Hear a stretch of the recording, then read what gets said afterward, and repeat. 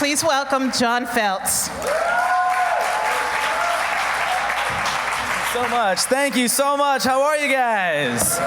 Very good. I'm going to come right out and say it. Y'all know how to worship. Oh my goodness. Who needs directions to the River Church? Just follow the sound. That was incredible. I was sitting there like, that worship is incredible. I don't know who controls your lights up here, but they need a raise. That was all I was thinking to myself. It was like a halftime show up here. This is incredible. This is incredible. Like, if this is how they do the worship, how do they bring up the pastor on Sunday morning? I want to see that now, you know? Please welcome to the stage, Pastor Godby. Pew, pew, pew, pew, pew, pew, pew. Man, oh man, it was so nice to meet Pastor Godby. It was so cool to meet Pastor Godby. It was so awesome to finally meet a pastor that I can speak to at eye level. It was so nice to just, hi, hello, I don't have to do this now, you know, or lower the microphone at all. Or Ruth came up here and spoke. She knows what we're talking about. She knows. You must be this short to speak on the stage. That's how this works here. This is the new rule here at the River Church. Oh man, it's so cool to be here. I came to the River Church a few months ago, and it was amazing to see the way the River Church played Jesus in the community, the way that you were Jesus to the community. I was here as a part of your prison ministry, the One Day with God, the Forgiveness Ministry. It was an amazing thing to see. It was a beautiful thing to watch God's people be Jesus in the local community. It was a wonderful thing to be a part of. So thank you for having me back. It's so cool to be here again. Another thing I'm going to come right out and say, let's just address it. Let's just address what's going on right now. Let's just call out the elephant in the room, what we're all thinking. Let's just say what's obvious. Okay, what's on all of our minds. So now let's get it out of the way, all right? I'm the only person here who is wearing a blazer, okay? Let's just say it. Let's just say it. I'm comfortable with it. I'm okay with it. Okay, all right, I'm cool. Let's just move on, okay? You underdressed. That's okay. That's no problem, all right? That's don't feel bad. He's got a vest. It's cool, all right? Well, some of us are dressed up, some of us are not. No, just kidding. No, I was here earlier. I saw the other white guy. Okay, that's cool. I saw him. It was a weird thing, too. Like, I don't know. I can't explain how it happened, but this is a weird thing that happened, man, because we were walking and we saw each other, but then we locked eyes. We both just did this. What just happened? What is that? What did we just do there? That was an amazing thing. Is that how that works? Okay, yeah. I get it now. Oh man, it was so cool to be here. It's fun to be in front of a diverse church audience. I like diversity in the church. That's the way it's supposed to be. That's the way that heaven's gonna look when we all get to heaven. It's gonna be black, brown, yellow, white, red. It's gonna look like a green Martian. We're all gonna be there, okay? It's all gonna be there. That's it's a beautiful thing to see. And it's good to have the diversity in the audience. I get jealous when I'm at the club and I see one of my black comedian friends go up and his fans get all energized. They're like, okay, I see you, Gerard, I see you, turn up. I was like, that is so cool. I go to my white friends, I'm like, can you do that for me when I go on stage? Can you do that and they're like, yeah, and it totally backfires. They're like, please welcome John Feltz. And they're like, okay. We see you. We visually identify you on the stage. We see you. Turn it up to vegetable. Turn up to. Shut up. It's embarrassing. I'm a little embarrassed that I'm part of the only event here that didn't get a t-shirt. No t-shirt for this event? No? Everything else but this event, right? Really? Oh, man. No, it feels good to be here. I'm in very high spirits. I've been in a very good mood lately. I just celebrated 4 years of marriage. Just celebrated 4 years. Thank you. Appreciate that. And it ain't no sunshine and rainbows, though. You know, like there are some hard things about marriage, challenges I didn't think I'd face. My wife continues to insist on being a stay-at-home mom. which is weird because we don't have kids. And those have to go hand in. Now, I don't want to paint a bad picture, though, because my wife is a very, very sweet lady. Very, very sweet lady. Tries to do very sweet things for me. Very, very kind. And in fact, last week for our anniversary, she got a bumper sticker put on the car that says, "I love my husband." Isn't that nice? That's a nice gesture, isn't it? Until I have to drive the car.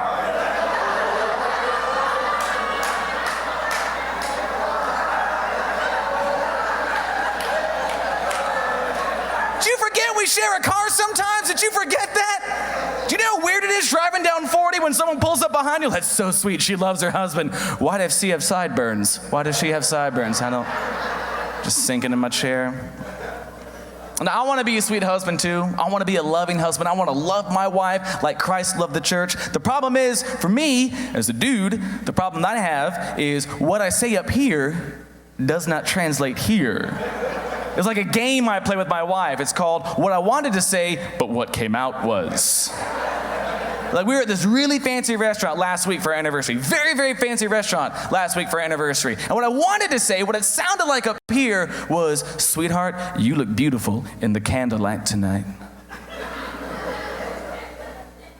What came out was, "You look good in dim lighting."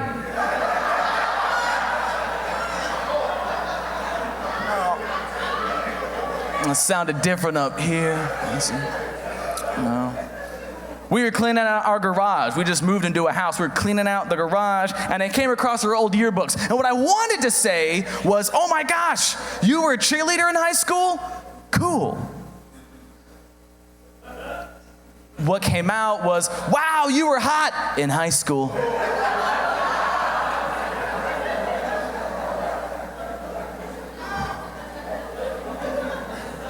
This one got me in the most trouble. This one got me in the most trouble. We were at her friend's wedding. Her roommate from college was getting married. And what I wanted to say, like what it sounded like up here, was, "Sweetheart, if I had to choose which one of your friends was hottest, I'd pick Tiffany."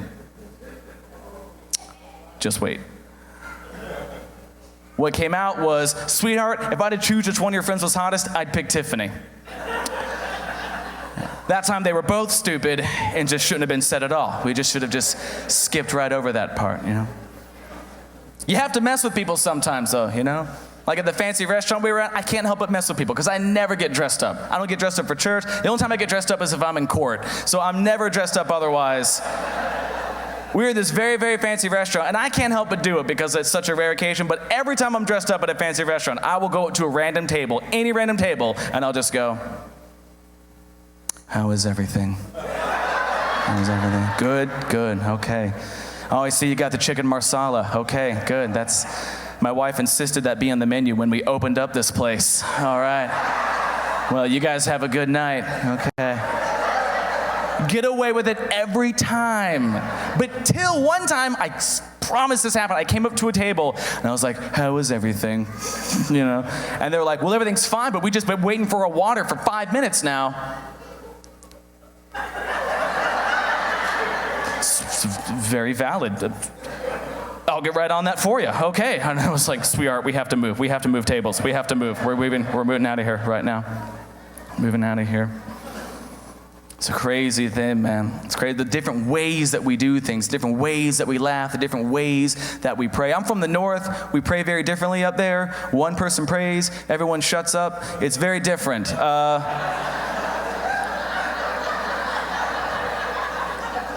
That messed with me when I moved here, okay? This is because down here in South, people be like interrupting people and stuff. Like they're making noises like, you know? Like, there's that yes guy that's just saying yes after everything in the prayer, you know? Anyone ever prayed with a yes guy before? Yeah? You have? Okay. Oh, that messed me up. Praying with people in the South for the very first time messed with my head. They were like, "John, would you like to pray for us?" And I was like, "Sure, you know." Lord, I just want to thank you for this day. Yes, Lord, yes.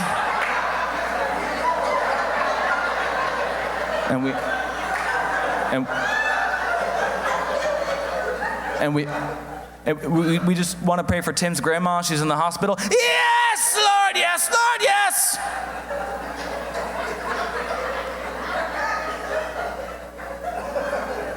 And, okay, time out. Listen, we're going around in a circle here, taking turns, okay? When it gets to you, yes it up all you want, okay? I'm trying to focus. I'm gonna counteract that guy and just say a lot of no's during his prayer, you know? Lord, I want to thank you for this day. No, Lord, no. I want to pray for Tim's grandma. No, Lord. Nah. Some people don't like praying. Some people really don't like praying. Tim, will you please pray for us? Someone else. I know people are scared to pray again from living here in the South. When I moved down south and I was eating with people for the very first time at a restaurant, as soon as the food got there, everyone put their thumbs on the table immediately, just like this. And then all of a sudden, everyone started touching their nose immediately, just like this. And apparently, the last person to touch their nose had to pray for the food. Are we so scared to talk to God? Like, what do you say to the last person to touch his nose? Like, oh man, you are in trouble. You have to talk to God. He's gonna be so mad at you. Don't you feel pretty stupid right now? You're the one holding his nose at a Chili's, okay? I'm just gonna point that out. The funniest thing that happens with prayer, though, and this is the best thing that happens with prayer, the funniest thing that happens with prayer is when you're at a restaurant and the table is sitting and the waitress brings something to the table and the table's praying and the waitress has no idea what to do. She'll come to the table, she'll just be like,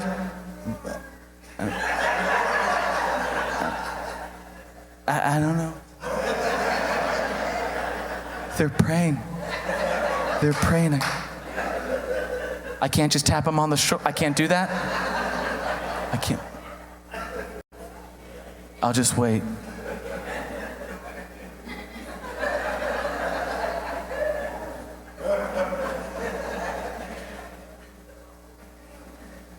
They're still praying. I can't. And so one time I literally saw this happen. I literally saw a waitress try to slide the drink underneath the person that was praying without them knowing. That happened to me one time. I opened my eyes and I was like, oh, it's a miracle. The food is here. This is what I prayed for. Good, I'm glad I did that. Good. Oh, man. You want to stay fit. You want to keep looking good, you know, when you're in a marriage or even in a relationship. But when you're married, you know that it doesn't stop with marriage. You got to keep chasing that spouse, pursuing that spouse, looking good for that spouse. It doesn't just end after marriage. You got to keep dating your spouse. And I thought, how am I going to do this? How am I going to continuously remain attractive to my wife? And I thought, here's what I'll do. I'll get me a cool Christian tattoo. That's what I'll do, yeah.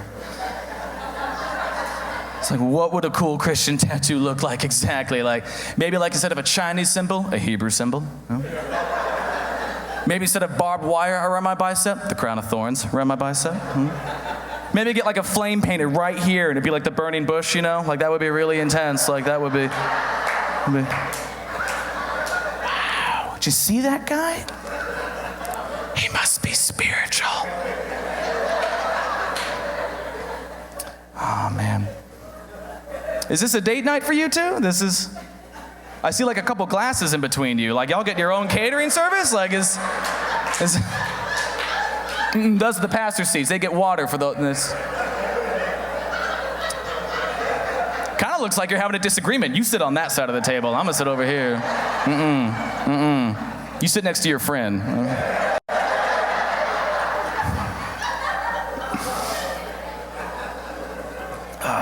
I did that tattoo joke at a club once. I didn't know if they were going to get the burning bush reference, but I did that joke and they liked it. And then a guy in the front row flashed a tattoo and it was a Captain America tattoo. I was like, that's commitment right there. He's like, it's patriotic.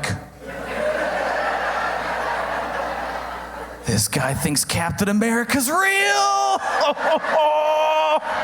Don't ruin it for him. It's like Santa Claus to that guy. Like, yeah, don't worry about ISIS. He's got it. Okay, all right. Oh my goodness. Oh my goodness. People are crazy. Oh my gosh. A little bit more about me. I feel like I misled you. My wife is not a stay-at-home wife at all. She's a working lady. She works. She's actually the breadwinner of our relationship. She's a teacher. It shows her how well I'm doing at this. Yeah, kind of not very good. Neither one of us would be good stay-at-home parents either. Like we don't keep our house very nice. Like it's not. This is a nice place. Like we don't keep it this nice. Y'all have an amazing interior decorator. I don't know who it is, but it's incredible. We don't know how to keep our house nice because to me, every single cleaning commercial I see just shows the same thing. I never know what product to buy because they all just show the same thing on television. It has like a glass of wine and it's like, watch this. With OxyClean, you can do anything. You could spill one on the carpet. You could spill one on the mattress. You could spill one on your shirt. And I'm like, how drunk is this person? I'm not a drinker, but maybe the solution to your problem isn't OxyClean. Maybe drink less? Maybe that's what you're... What's it like to go to this person's house for a dinner party? How you doing? Welcome to my home. This is my new carpet over here. This is my new mattress. This is my new shirt. It's cool. I got OxyClean. It's fine. It's fine. My wife and I do share a very special relationship. There was a time in my life where I wasn't following God, where I was doing things my own way. Luckily, when my wife and I met, we started dating. We were both strong believers at that point, and our dating life reflected that. We decided that some things are going to take priority. And for me as a dude at the top of my list, that meant some tough things. That meant that we were going to have to wait until we were married to be together.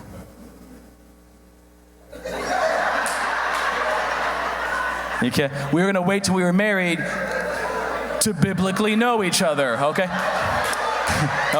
Okay, see, they get it now. It took them a second. You should be very happy that it took your younger people long to get that. That's good. So we waited. We waited. And that was not easy, folks, okay? That was actually very difficult for her. We made it. We got there. I need to give you guys a better visual, too. My wife is a lot hotter than I am. She's better looking than me. Like, people will see us together, and they'll be like, back up. No, back up. No, No. Is he in a band or something? They're kind of unequally yoked, if you know what I mean. Okay. Anyone else in here date up? Marry someone hotter than themselves? Anyone? Okay. Took a little long there, sir. Okay. I don't know if y'all just saw this. This gentleman over here just went.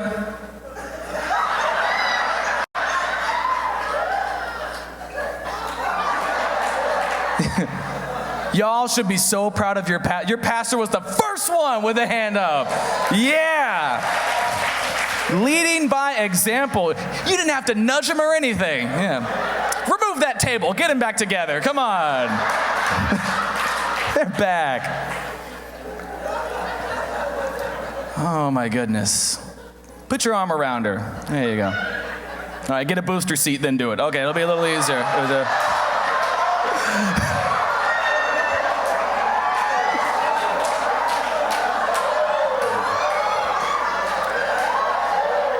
I can say that because I'm short. That's our thing. It's a very diverse church. Tall people, short people. It's just very diverse. Oh, my goodness gracious. Oh.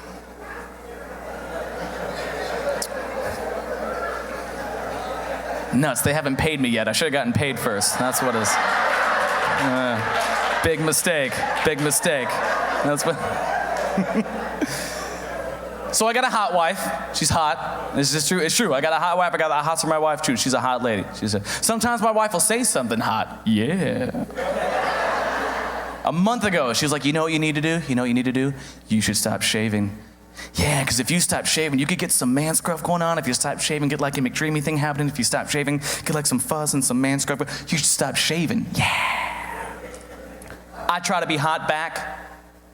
You should stop shaving. Yeah, how about some lady fuzz on those legs? Yeah, that'd be... How about some 5 o'clock shadow on those pits? That would look good. It's not working. Leave the hot talk to the ladies. It's not a good place. I actually did try to grow that facial hair. It backfired pretty badly.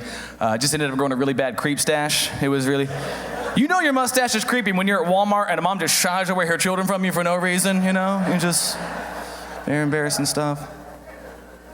That's a place I don't feel very safe sometimes, Walmart. You know what's really unsafe feeling? The Walmart parking lot. I don't feel safe in the Walmart parking lot. I feel less safe in a Walmart parking lot than I do in a crack house. At 3 a.m. in Detroit. Very unsafe feeling. I feel less safe in a Walmart parking lot than I do walking into an elevator not approved by the State Labor Commissioner and the elevator approver, Sherry Berry. You know what I'm talking about. You know when you walk into an elevator and you're just like, where is it? Where's the signature? I'm covered in sweat. Where's this elevator going? Is it going up, down, left, right? Is this the Wonka elevator? Where are we going? And then like a breath of fresh air, you turn around and there it is with a signature, like a sigh of relief, approved by Sherry Berry. Third floor, please. Now I feel safe. Thank you. Thank you very much. So I think this November, we all know who to vote for. We need to get behind Sherry Berry as our elevator approver. And don't believe all those negative ads you hear about Sherry Berry either, okay? They're lies. Can we really trust Sherry Berry with our elevators? Sherry Berry only wants elevators to go down. That's why we need to make a Sherry Berry commercial and a slogan. We all get behind her. Sherry Berry, she'll take you to the top.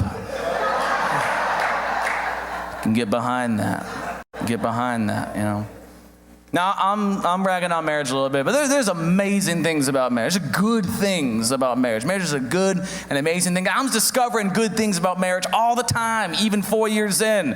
For instance, did you know that when you are married, you can fart in front of a hot girl and it makes no difference whatsoever? You're invincible. I could walk up to any beautiful woman in this room right now. I could walk up to you right now, just go boom. Yeah. That's right, I farted. I got news for you, hot girl. Your powers are useless against me. Because I'm in a committed relationship. You want to show her, sir, that you love her? You want to show her that she means something to you? You just wait till she walks by and just go boom. That was for you, honey. Bam.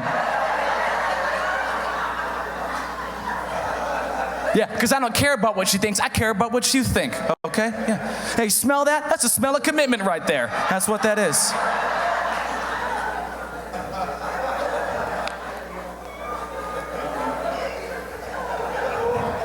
It's a beautiful thing. Now, my wife and I don't fight. We just disagree on things from time to time, okay? How many folks are married here again? Can we get over? Okay. Okay. Single section. All right, cool. That's cool. I'm sit over here. You guys just tell me whose side you're on, okay? This was our most recent scuffle, okay? This is apparently, when you go to an ethnic restaurant, it is sometimes customary to order in that language, right? So it's fine for her for the Mexican restaurant and she wants to order in Spanish, but for me it's weird and wrong if we're at Outback Steakhouse and I want to order in an Australian accent. Oh, it's borderline racist and terrible if we're at a Jamaican restaurant and I want to speak to the waiter about bobsledding. You'll have to excuse my wife. She's not as cultured as I am. She never saw Cool Runnings, so, you know, it doesn't really... We don't have a VCR anymore, so we can't watch it. I lucked out. I got a lady who likes action movies. Any other ladies like action movies in here? Any ladies like action movies? They are called keepers, fellas. Yes. Yeah, I love action movies. I love action movies to the point where it has changed my goals and aspirations in life. I used to have things I wanted to do, things I wanted to attain to be, but ever since I love watching action movies, the only thing I want to do before I die, the only thing I want to do before I kick the bucket is one day, kill someone and say something really cool after I do it. In my favorite movie, Predator, Arnold Schwarzenegger takes a machete, throws it through a guy, it sticks the guy to a wall, and he goes, "Stick around." That's so cool, I want to do that. I want to do that. I'm just so nervous that when that time comes in my life, I'm not going to know what to say. I'm just going to be like, bang. When's the next time that's going to happen? I don't kill people often. So now I just practice on anything when anything dies ever. Like the batteries on my watch died, and I was like, time's up.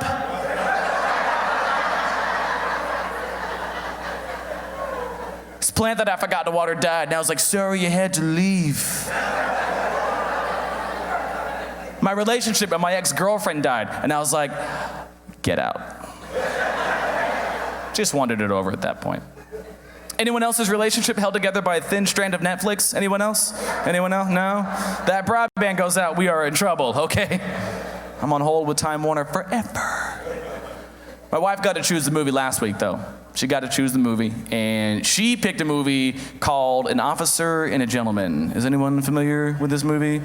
Okay, I don't know why I saw more dudes raise their hand, but maybe you're in the same situation I am. If you're not familiar with An Officer and a Gentleman, it is a movie in which in the final scene, Richard Gere, the main character, comes in full naval uniform, picks up the woman, and carries her out of the factory. My wife's head just leaned on me. She just went, aw, sometimes I wish you could be a man in uniform. Loud and clear. So, I went to my closet.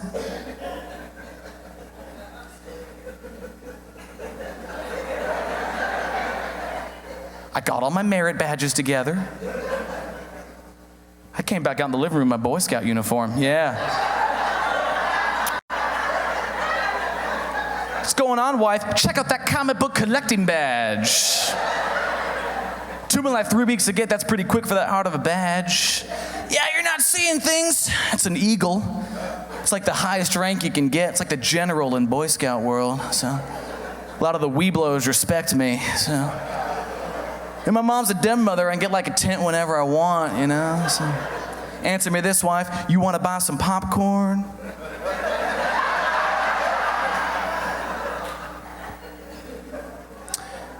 It did not work. Got a blank stare, very blank stare. The same blank stare that my in-laws gave me when I told them I wanted to do comedy. Yeah, they look like you guys right now. That was perfect, what you were just doing. Pretty much the opposite of your worship time. I was like, it's cool, in-laws, relax, it's cool, okay? I got a part-time job too while I'm getting started, okay? I'm part-timing as a magician. And watch as I make your daughter's future disappear.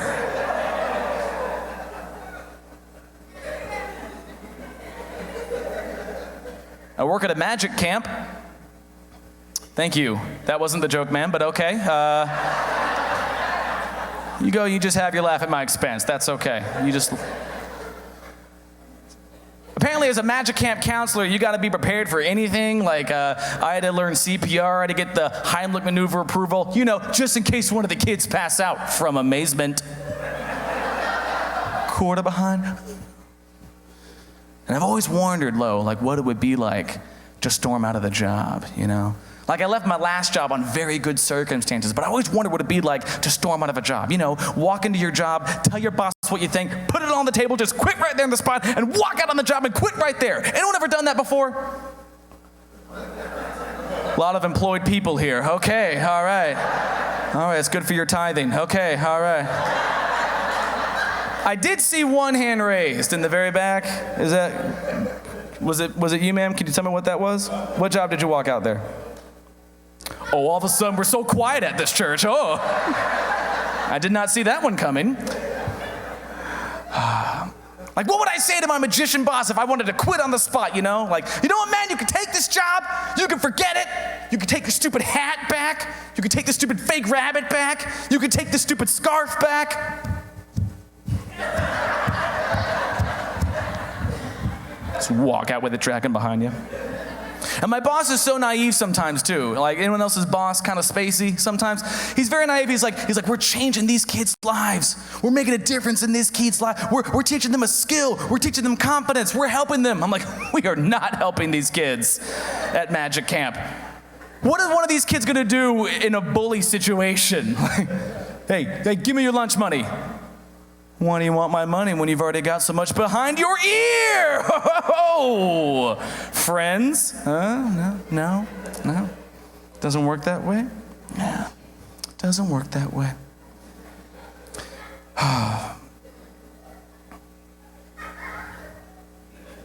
They just got it. Okay. Oh, the scar. Oh. It's a pantomime. Oh. It's good to laugh together. It's good to laugh as a couple, have things in common with your spouse. That's one thing my wife and I share a lot of, is things we have in common. You know, like we know what we're ready for. We know what we're not ready for. We have both agreed that we are not ready for children yet, which is scary because she's pregnant. We just found out we're having our first child, and see, that's the reaction I should have had. Subsequently, I was checking our bank statement when she told me, and so I had the worst reaction. I thought she was kidding. She was like, "I'm pregnant," and I was like, "Okay, nice try." Very embarrassing. We need to get ready for that, though. Like, 'cause we're not even good dog owners right now. Like, we can barely take care of our dog. How can we be ready for kids? We don't train our dog. We don't teach it anything. We're very terrible dog. I was walking my dog the other day, and my neighbor jogged by, and my dog went, "Urf." Like, that's all my dog did. My dog just went, "Urf." And my neighbor, in a real condescending voice, went, "Hey, you should take your dog to obedience school." And in the most southern accent, I just went, "We homeschool our dogs, sir."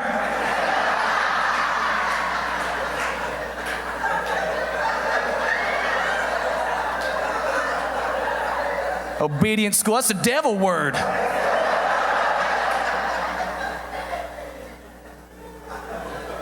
We don't talk to that neighbor anymore. Now here's how you know you're not ready for kids. When you're cleaning the house, I was cleaning the house this weekend and I Febrezed the dog. That's how you know you're not ready for kids. You do that to kids, they'll take them away.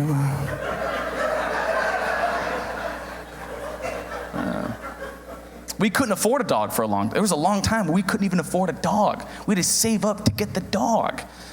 It was and I had a buddy who had the audacity to recommend we get a cat. I don't like cats. I really don't like cats. You know what cats are? Cats are a product of the fall. That's what cats are, okay? That's just Genesis. You look it up, all right? Eve showed up, she ate the apple, and God showed up, and he's like, "That's it. That's it. You've eaten of the fruit. I told you not to eat. That's it. There's now sin in the world. Man, you will now have to walk by the sweat of your brow. And woman, you will have many pains during childbirth." And cats.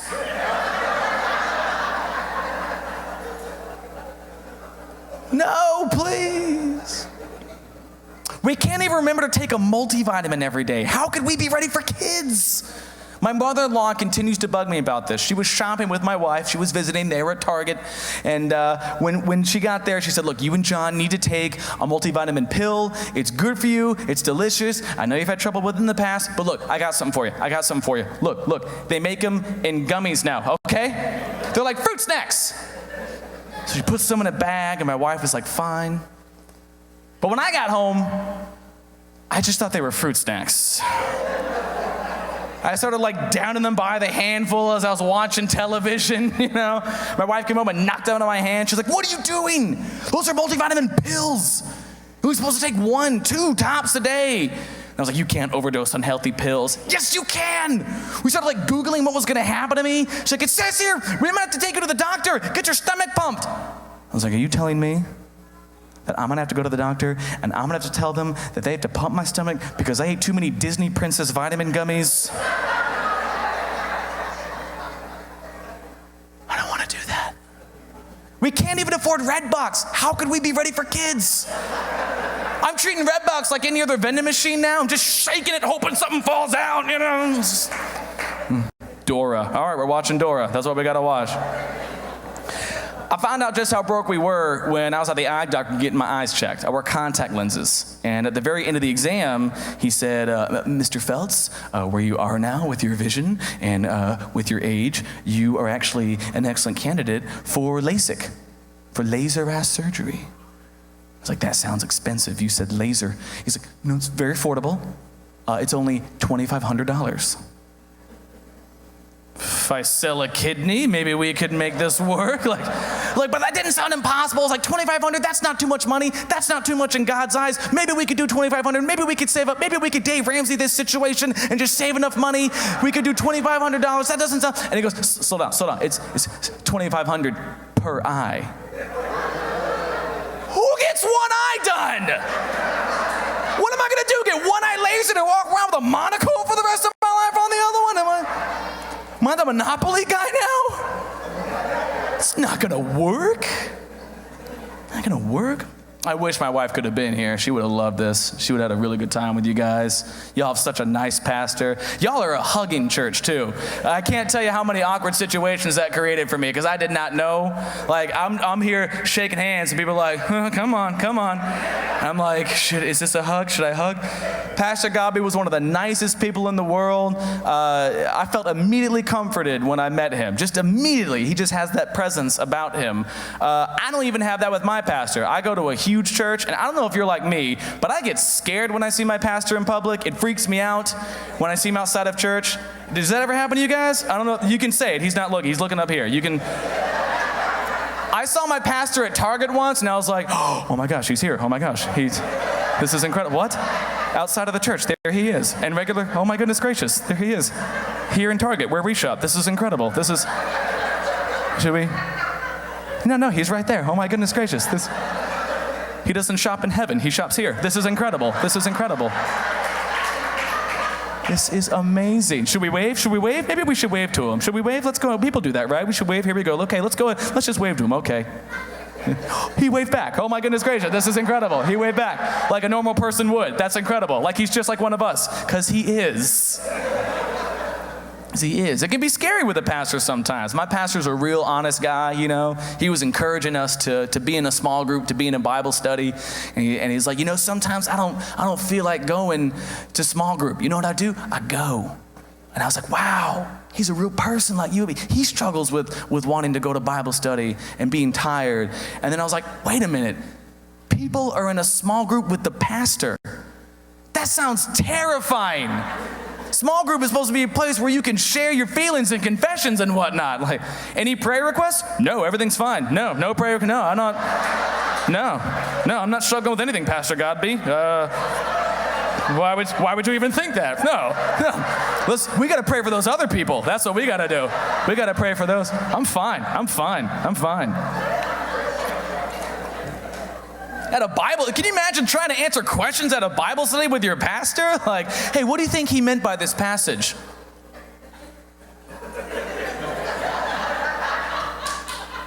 You want to take this one? Make us all feel like some idiots? Go ahead, just answer the question. You clearly know this one. Okay. Oh my goodness. I like reading my Bible. I'm a big fan of the one-year Bible. Never done the one-year Bible before? If you're not familiar with the one-year Bible, I would highly recommend it to you. The one-year Bible is a Bible in which when you read a little bit every day, you get through the entire Bible in 1 year. I've done it 3 times now. It is awesome. It gives you a little bit of New Testament, a little bit of Old Testament, a little bit of Psalm, a little proverb every single day. It's incredible and hilarious. The Bible is hilarious, people. If you think it's boring, it's not. It is funny stuff. I feel bad about my Christian walk sometimes, and then I read about the disciples, and I feel way better, okay? Jesus chose those people for a reason, okay? They're fishermen. It was awesome. Like, it is hilarious. In Luke 17, this is one of my favorite passages. Literally, Jesus is at the Last Supper, and he's like, look, guys, they're going to come kill me. They're coming to kill me. They're going to take me away. They're going to crucify me. One of you is going to betray me. I'm going to raise from the dead. And literally, in the next verse, it said, and then an argument amongst the disciples arose over which one of them was the greatest. Do you want to be a fly on the wall in that moment? Like Peter's like, all right, guys, listen up. Jesus is saying some crazy things about dying and being betrayed and building the temple in 3 days, but we got to focus on what's important here. Which one of us is the greatest? Next page. The disciples were so stupid sometimes. I feel like there was a time in the Bible they were so stupid, I wouldn't be surprised if they had ever tried to throw Jesus a surprise birthday party. Shut up, here he comes. Shut up. Shh, Bartholomew, shut up, here he comes. Shh, this is 33, it's a big one. Shh, all right, shut up. All right, here he comes. Ready? Surprise! And Jesus is like, oh man, you guys, you shouldn't have done this. Really, you shouldn't have done this. I'm the Son of God. You didn't think I'd know? Really? You don't think I would know that? Come on, I've been doing miracles. You don't think I would know that you were planning this? You're trying to pull a surprise on me? This is whose idea was it? Whose idea was to throw this on Christmas? Was this your idea? Why would you do that? Whose idea was this? Peter, was it your idea? Peter, don't deny it.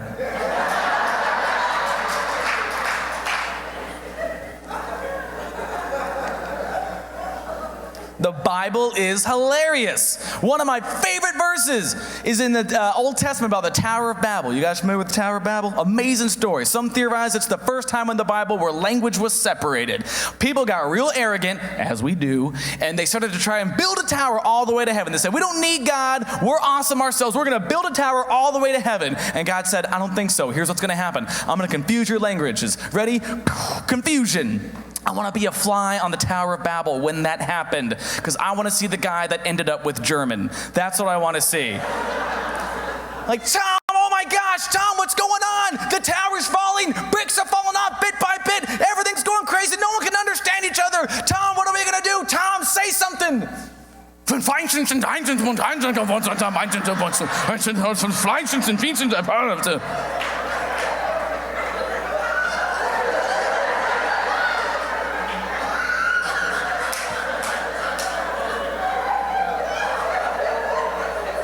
Oh, we are in trouble. Steve, did you understand any of that?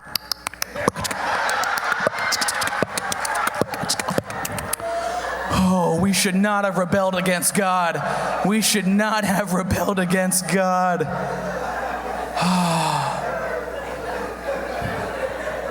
Shouldn't have done it. There are times when I'm just too open about my faith, you know? Like, I enjoy talking about it. I fly around a lot, and I was at an airport, and I saw a girl with a giant cross necklace, and I was just bold. I just went up to her, and I said, are you a believer? And she was like, in what? I was like, I'm sorry, are you a Christian? She goes, what gave you that idea? The giant cross around your necklace? She's like, what did you think it meant? It's like, you either love Jesus or you hate vampires, one of the two, but judging by your Twilight book, I didn't think...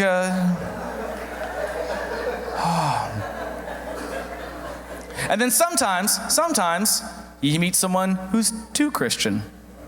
It exists. I heard a... We all know that person. Don't look at him. We were at a party one time. We were sending our friends off. They were going to go be missionaries in South America. And we were having a big send-off because they were going away for a whole year. We were going to have a big party for them, a big send-off. And there was food, music, and worship and prayer, and it was amazing. And then I saw my friend Erin. She was out on the dock just looking up at the stars. I was like, whoa, what's Erin doing? What's Erin doing down there? I'm going to go talk to her. Hey, Erin, what are you doing?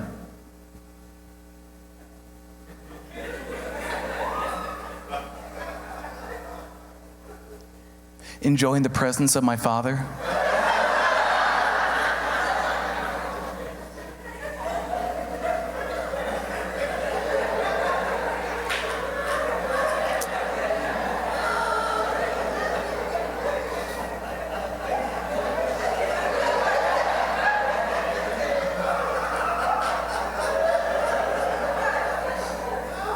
Okay, you have fun.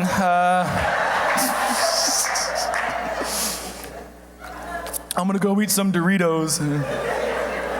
Oh my goodness. I'm excited I see there's so many cool people here. There's couples, there's friends, there's camera people, there's a baby. It's really cool to have a crowd here tonight. I feel like this is the right time in my life to have children because noise canceling headphones have been invented. It's gonna be awesome. Like my son's gonna be crying in the middle of the night, and I'm just gonna be like, "'Cause I'm happy, can't hear you."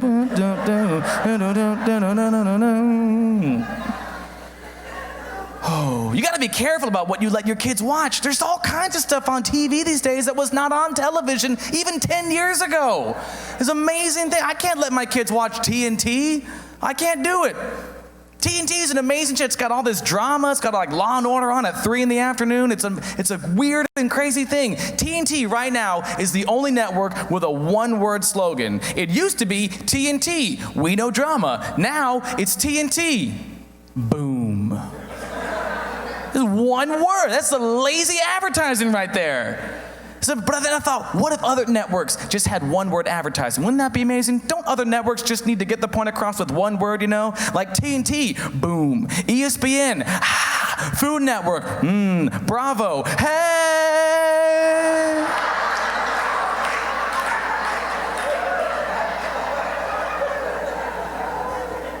I get the message. I get it. I get it.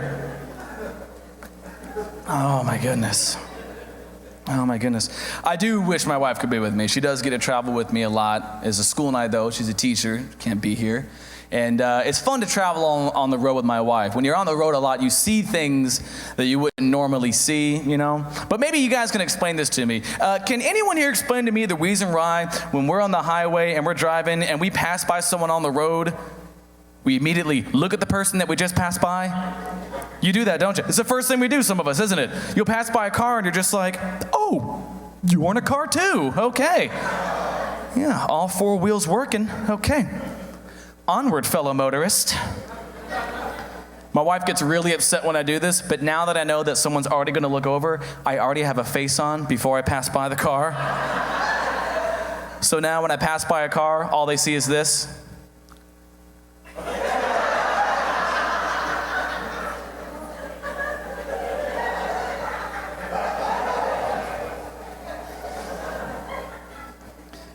One of the favorite bumper stickers I get to see now is with this whole texting epidemic, they got this bumper sticker on a lot of cars now with a phone and an X through it, and it says, hang up and drive. Have you guys seen that one before? Hang up and drive? Yeah, that's a hilarious one to me. So when I see that, I get up my cell phone, put it on my shoulder, I grab my wife's cell phone, and I pretend to start talking on this one and texting on this one as I drive by that car. I'm just like, okay, what are you gonna do? Whoa, driving's hard. If only there was a bumper sticker to guide the way. My wife got this for me. So she actually got me a hang up and drive bumper sticker as a joke. And so one time I was on the road driving to a show and I saw another car with it and I got really excited because we had the same bumper sticker. So I got really pumped and I pulled up next to it and I was just like, hey! Me too! Hang up and drive! Woo! Pay attention to the road! Yeah! No texting! Woo! Yeah!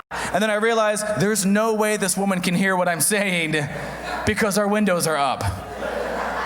So to her, it just looked like, hey! Woo!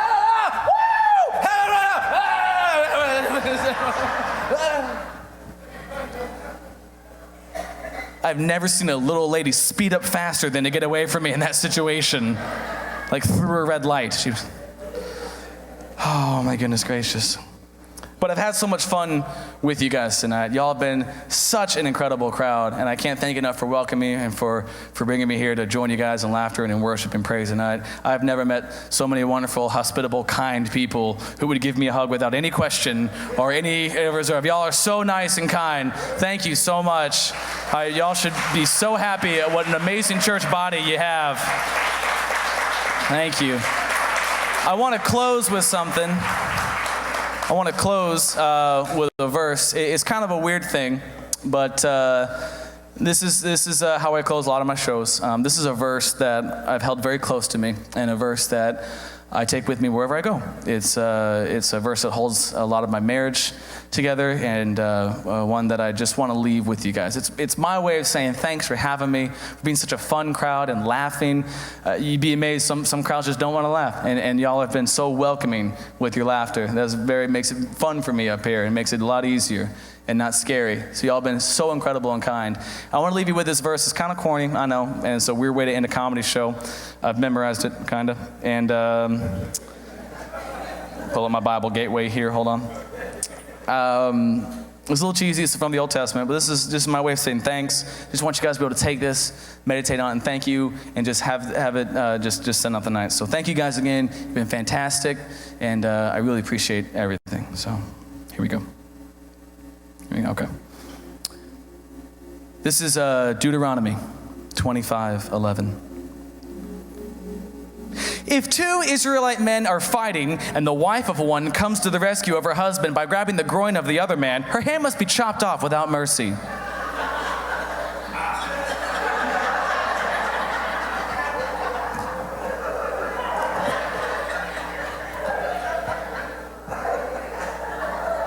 I'm gonna let that sink in for a second. That's really in there. I was reading my one-year Bible and I was like, what? Highlighter? That's really in the Bible. You know what that means, that that's in the Bible? That means that they were having such a problem with that, they had to write a law about it. Like two guys were finding the Old Testament, they're like, all right, Mordecai, that's it. That's it. You've messed with my oxen for the last time, okay? That's it. Let's do it. Put them up. Here we go. Put them up. Let's do it. Here we go. Here we go. Whoa, what's your wife doing? Whoa. Okay, hold on. Time out. New rule. Time out. Moses, get over here. New rule. Bring Aaron. New rule. Some of y'all read the Bible. New rule. Bring the stone and chisel. New rule, okay? Look. If we're ever fighting again,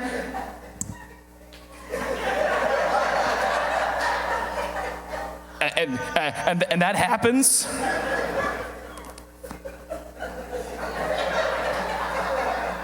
we're just gonna cut their hand off, okay? We can't have that. So ladies, remember, it's in the Bible. Hands off or it's hands off. My name is John Feltz. Thank you for letting me tell jokes. Wonderful, thank you.